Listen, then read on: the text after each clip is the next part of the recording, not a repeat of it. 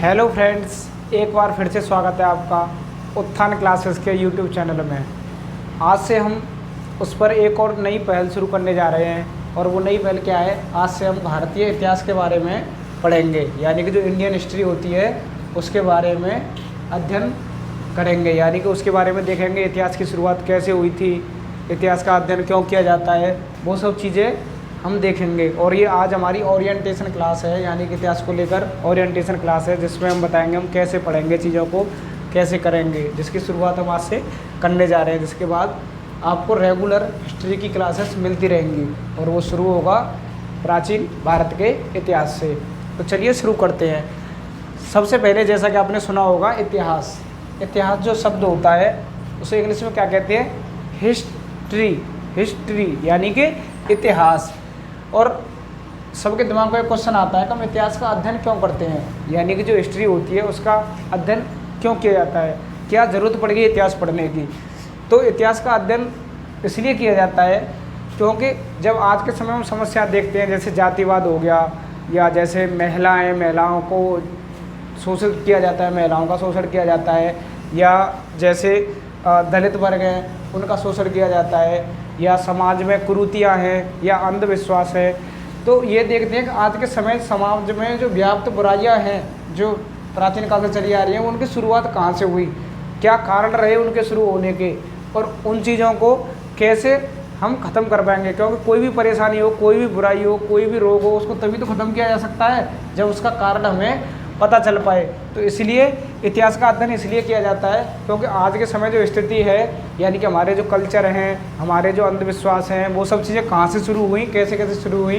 तो कैसे उनको, या तो जैसे कल्चर है, संस्कृति है, उसको कैसे और डेवलप किया जा सकता है, या जो बुराइयाँ हैं उनको कैसे ख़त्म किया जा सकता है। तो जैसे जातिवाद आज एक समस्या बनी हुई है, तो हम इतिहास में ये देखते हैं कि जातिवाद की शुरुआत कहाँ से हुई थी, क्या शुरू से जातियाँ होती थी या जाति बीच में आके बनी, या जैसे अंधविश्वास है, जो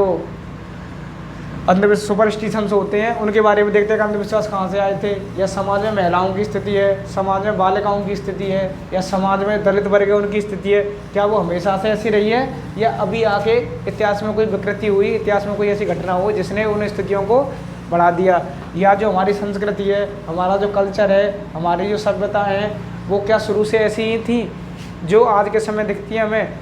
या जो हमारी संस्कृति थी वो शुरू से ऐसी थी, नहीं थी। तो उसके बारे में अध्ययन करते हैं इतिहास में, पता चलता है वो शुरू से ऐसे थे और अब क्या हो गए, हम बदल गए हैं, या हमारी चीज़ें बदल गई हैं, या हमारी जो संस्कृति है वो क्या होती जा रही है,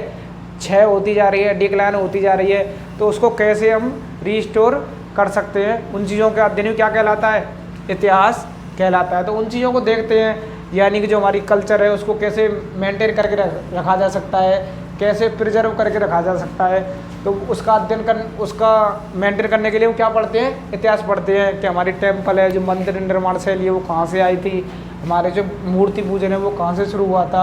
उन सब चीज़ों के बारे में हम इतिहास में देखते हैं। इसलिए इतिहास का अध्ययन क्या हो जाता है, ज़रूरी हो जाता है सामाजिक बुराइयों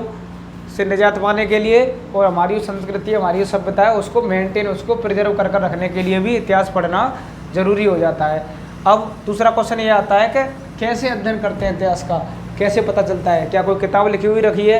या कोई कहाँ जाएंगे हम इतिहास का अध्ययन करने के लिए, क्या 2-2,500 साल पीछे लौट के जाते हैं, नहीं। इतिहास का अध्ययन ऐसे किया जाता है जैसे,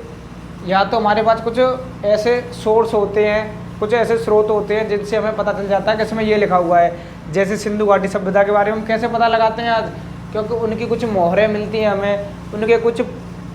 खिलौने मिलते हैं, या उनकी कुछ मूर्तियाँ मिलती हैं, जिससे हम ये अनुमान लगाने की कोशिश करते हैं कि वहाँ के लोग कैसा रहन सहन था, कैसे रहते थे, किसकी पूजा करते थे, क्या व्यापार करते थे या नहीं। या हमें मानव शरीर के, पशुओं के कंकाल मिलते हैं, जिससे हमें ये पता चलता है कि इस जगह पर पहले कौन रहते थे। और जो रेडियो कार्बन डेटिंग है उसके द्वारा उन पशुओं की आयु का, उस मानव कंकालों की आयु का अनुमान लगाया जाता है। तो जो कंकाल मिलते हैं उनसे ही पता चलता है। और जैसे स्टोन एज है जिसके बारे में आगे पढ़ेंगे, पाषाण काल, तो उसमें जो साक्ष्य हैं वो लिखे हुए साक्ष्य नहीं मिलते हैं। तो उसका अध्ययन कैसे करते हैं हम, उन पत्थरों को देखकर कि सबसे पहले कौन से हथियारों का यूज हुआ था, उन सब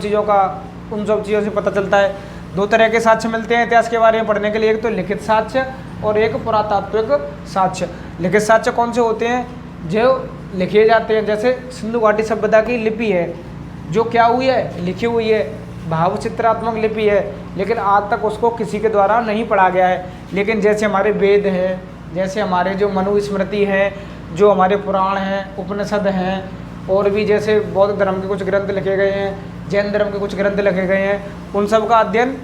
हो जाता है। तो आज के समय हमें उनके बारे में, उस समय के बारे में पता चल जाता है। लेकिन कुछ चीज़ें ऐसी होती हैं जो लिखित रूप में नहीं है। जैसे सिक्के हो गए, सिक्कों से हमें उस समय की अर्थव्यवस्था के बारे में पता चल जाता है, कैसे कैसे राजाओं के फ़ोटो मिलते थे, उन पर नाव के चित्र बने हुए हैं, कहीं पर राजाओं के चित्र बने हुए हैं, बीड़ा बजाते हुए राजा के चित्र बने हुए हैं। तो उस समय की समृद्धि के बारे में पता चलता है। सोने के सिक्के मिलते हैं, चांदी के सिक्के मिलते हैं, वो सब चीज़ें हमें मिलती हैं। फिर कुछ अवशेष मिलते हैं, जैसे कि मैंने बताया था, कंकाल मिलते हैं, हथियार मिलते हैं, तलवार, चाकू, छुरी,